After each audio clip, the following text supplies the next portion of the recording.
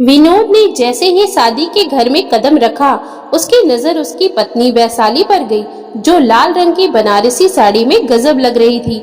आज वह उसे पूरे 10 साल बाद देख रहा था। विनोद के साथ आया उसका 12 वर्षीय बेटा दौड़कर मम्मी की आंचल में समा गया। अजीब बात थी, विनोद अपने छोटे साले की शादी में आया हुआ था, जबकि उसने अपनी पत्नी से 9 साल पहले ही रिश्ता तोड़ दिया था। 9 साल से दोनों बिना तलाक के अलग अलग रह रहे थे।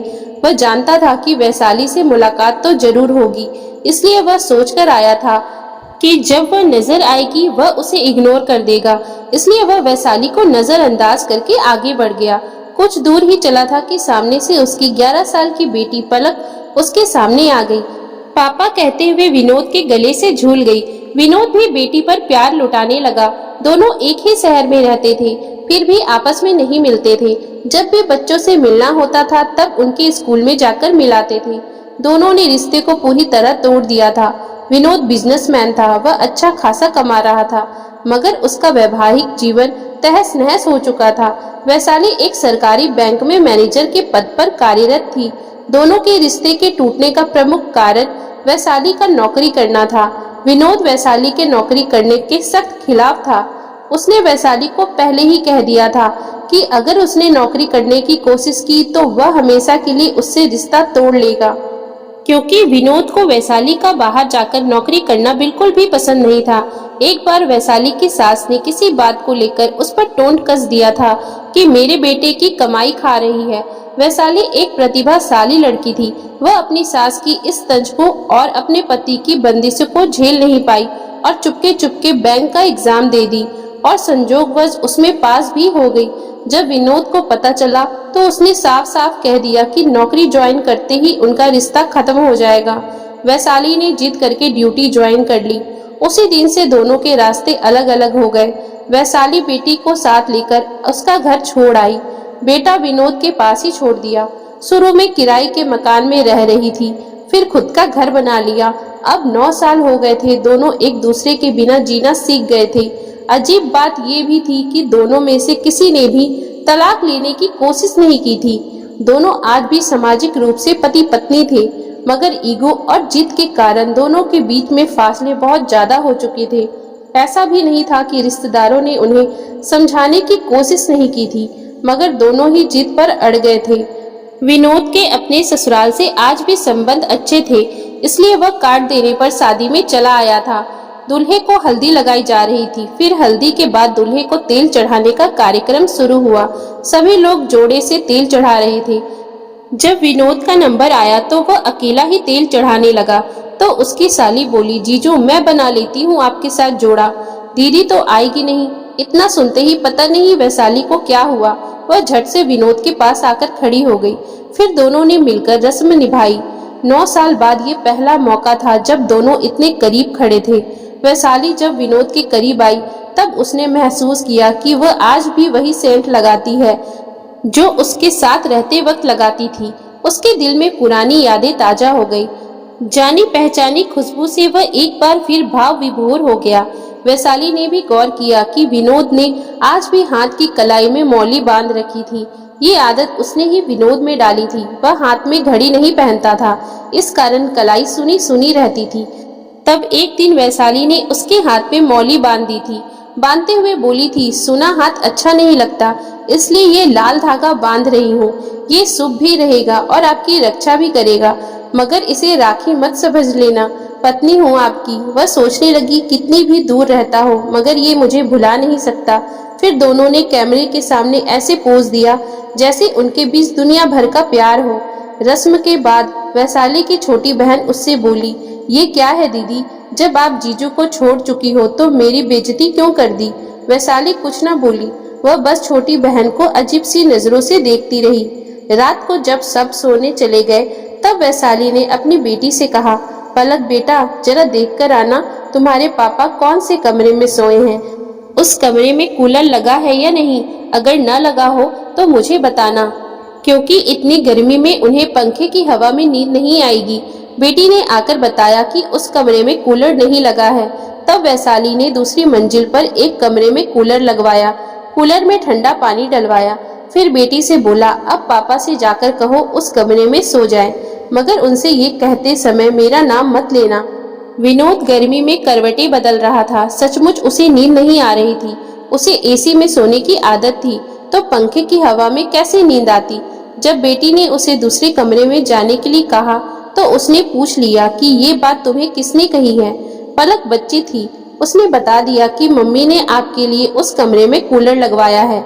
विनोद को ये जानकर अंदर ही अंदर एक खुशी का अनुभव हुआ। वह सोचने लगा कि वैशाली को आज भी उसकी फिक्र है। मैं ही जिद्दी और खड़ूस हूँ, वह एक खुददार औरत है। मुझे उस पर नौकरी न करने की बंदिश नहीं लगानी चाहिए थी। सबको अपने हिसाब से जीने का हक है। सोचते हुए वह दूसरी मंजिल वाले उस कमरे में आ गया। रात में 12 बजे के आसपास वैशाली का मन किया कि एक बार उसे देख आए। उसे नींद आई है कि नहीं। बरसों बाद मेरे मायके में आया है, इसलिए पति ना सही मेहमान तो है। वह चुपके से उस कमरे के पास पहुंची जिसमें विनोद सोया हुआ था। ये कमरा वही था जिसमें वे बरसों पहले दोनों एक साथ ठहरा करते थे। उस कमरे से भी बहुत सारी यादें जुड़ी थी। वैशाली खिड़की के पास आई। गर्मी के कारण सारी खिड़कियां खुली हुई थी। विनोद हमेशा लाइट जलाकर ही सोता था। आज भी बल्ब जल रहा था। वह पजामे और बनियान में सो रहा था। उसे देखकर वैशाली की आंखों से आंसू निकल पड़े। वह सोचने लगी कि कभी वह उसके सीने पर सर रखकर सो जाया करती थी, मगर आज बरसों हो गए हैं ये सुख उसे मिला ही नहीं। जिंदगी बनाने के चक्कर में जिंदगी खराब हो गई। काश वह नौकरी की जिद ही ना करती। क्या फायदा ऐसी नौकरी का जिसके लिए सारे सुख त्यागने पड़े। वह भरी आंखों से वहां खड़ी खड़ी ये सब सोचती रही। उसका मन किया कि सारी ईगो को छोड़कर वह अभी जाए और अपने पति से लिपट जाए। वह अभी भी मेरा ही तो है। हमने कौन सा तलाक लिया है। आज भी मैं उसकी पत्नी ही हूँ। फिर जैसे ही विनोद ने करवट ली, वैशाली का दिल धक से धड़क उठा। वह घबराते हुए नीचे अपने कमरे में चली आई और अपनी उखड़ती सांस को दुरुस्त करने लगी। अगले दिन रात को संगीत का कार्यक्रम था, मगर बच्चे और औरतें दिन में भी रिहर्सल कर रहे थे ताकि रात को नाचते हुए उनका वीडियो अच्छा बने। रात को वैशाली ने विनोद के मनपसंद कलर की साड़ी पहनी थी। वह स्किन कलर की साड़ी में बहुत सुंदर लग रही थी। विनोद तो उसे देखता ही रह गया। पूरे श्रृंगार करके वह गजब ढा रही थी। अभी 35 साल की तो हुई थी। यौवन अभी पूरे चढ़ाव पर था। तीखे नयन, नक्श, गेहुआ रंग। उसे देखकर कोई कह ही नहीं सकता था कि वह 2 बच्चों की माँ है। वैशाली एक बहुत अच्छी डांसर भी थी। कॉलेज करते समय उसने डांस में कई मेडल जीते थे। इसलिए जब बच्चों ने कहा बुआ आप भी नाचो, तो उससे रहा नहीं गया। उसने एक पुराना गाना लगवाया, हम भूल गए रे हर बात मगर तेरा प्यार नहीं भूले। वह बावरी सी होकर डांस करने लगी। उसकी सुंदर प्रस्तुति देखकर सब तालियां बजाने लगे। विनोद को पता ही नहीं क्या हुआ, वह उठकर वहां से चला गया। नाचते समय वैशाली की नजर विनोद पर ही तो थी। जब वह उठकर गया तो वैशाली के कदम धीमे पड़ गए। वह उसी के लिए तो नाच रही थी। उसके जाते ही वैशाली ने नाचना बंद कर दिया। स्टेज पर दूसरे लोग नाचने लगे। वैशाली की नजर विनोद को खोजने लगी। वह उसे ढूंढते हुए बाहर आ गई। वह कहीं नहीं दिखा तो वैशाली उसके कमरे में उसे देखने चली आई। कमरे का दृश्य देखकर वह सहम सी गई, क्योंकि विनोद रो रहा था। उसके हाथ में रुमाल था जिससे बार बार वह अपने आंसू पोंछ रहा था। वैशाली ने पहली बार उसे रोते देखा था। पता नहीं क्यों वैशाली से रहा नहीं गया। वह चुपचाप उसके सामने जाकर खड़ी हो गई। उसे देखकर वह ठिठक गया, रुमाल को जेब में डाला और नॉर्मल होने की कोशिश करने लगा। वैशाली टक टक उसके चेहरे की तरफ देखने लगी। विनोद ने घबराकर दूसरी तरफ मुंह कर लिया। वैशाली फिर से उसके सामने खड़ी हो गई। फिर हिम्मत करके बोली, आप रो रहे थे? वह तुरंत बोला, नहीं, आंख में कुछ गिर गया था। वह बोली, पानी लाकर दूं क्या? वह बोला, नहीं। वैशाली वापस बाहर जाने लगी तो पीछे से वह बोला, माफ कर दे। वह ठहर गई, बिना मुड़े ही बोली, किस बात के लिए? वह बोला, मेरी गलतियों के लिए, मेरी जिद के लिए। वैशाली बोली, अब क्या फायदा? आपने मुझे पिंजरे में रखना चाहा था। मुझे घुटन हुई, मैं बाहर निकल आई। वह तड़पता हुआ बोला, वह मेरी गलती थी, मैं स्वार्थी हो गया था। मैं चाहता था तुझे कोई और ना देखे, तो सिर्फ मेरे पास रहे, दूसरे मर्दों में जाकर ना बैठे। कोई तुम्हारी तरफ नजर भी करता था तब मुझे बहुत बुरा लगता था। तुम एक चरित्रवान नारी हो, तुम्हारे मन में कोई मैल नहीं है। वह बोली, अब क्या फायदा, अब हम बहुत दूर निकल आए हैं। वह उसके सामने आकर खड़ा हो गया, फिर कान पकड़कर उसके सामने बैठ गया और बोला, तुम मेरे पास लौट आओ प्लीज। उसे इस तरह से मिन्नतें करते देखकर वैशाली को बहुत सुख मिला, मगर वह औरत ही क्या जो नखरे न दिखाए। वह बोली, अब मुझे आपके बिना जीना आ गया है, इसलिए मुझे भूल जाओ।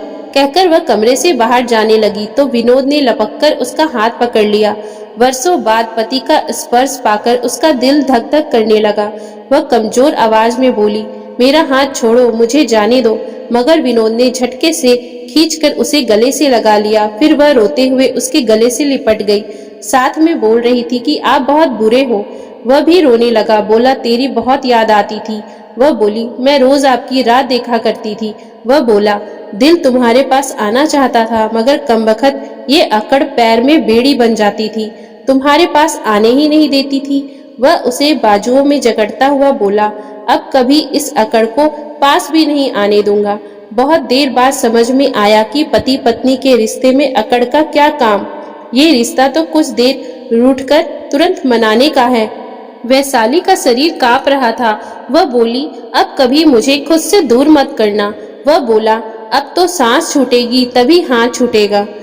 दोस्तों, पति पत्नी का रिश्ता कुछ खट्टा मीठा सा ही होता है। अगर दोनों में प्यार हो तो दोनों एक दूसरे से बिछड़कर नहीं रह सकते हैं। बस इन सब के बीच आ जाती है तो वह है ईगो, जिसके कारण दोनों ही एक दूसरे के सामने अपनी गलती मानने से झिझकते हैं। अगर दोनों ही अपनी अपनी गलती मानकर एक दूसरे के साथ तालमेल बैठाकर जिंदगी में आगे बढ़े तो दोनों की ही जिंदगी सुखमय रहेगी। तो दोस्तों, अगर आपको हमारी आज की ये कहानी अच्छी लगी हो तो कृपया आप हमारे चैनल को लाइक, शेयर और सब्सक्राइब जरूर कर लें, जिससे हम आपके लिए और भी अच्छी अच्छी कहानियां लाते रहें। Thank you for watching.